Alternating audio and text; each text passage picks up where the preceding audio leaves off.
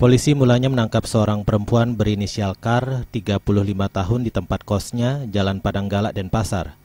Polisi juga menyita barang bukti berupa satu paket sabu-sabu dengan berat keseluruhan mencapai 0,22 gram yang disembunyikan dalam pakaian dalam tersangka Kar. Selanjutnya, polisi mengamankan tersangka Man, laki-laki 41 tahun di tempat kosnya di Jalan Raya Sesetan. Dalam penggeledahan, polisi mengamankan paket sabu-sabu seberat 0,36 gram. Melakukan penangkapan terhadap 2 orang yang laki perempuan.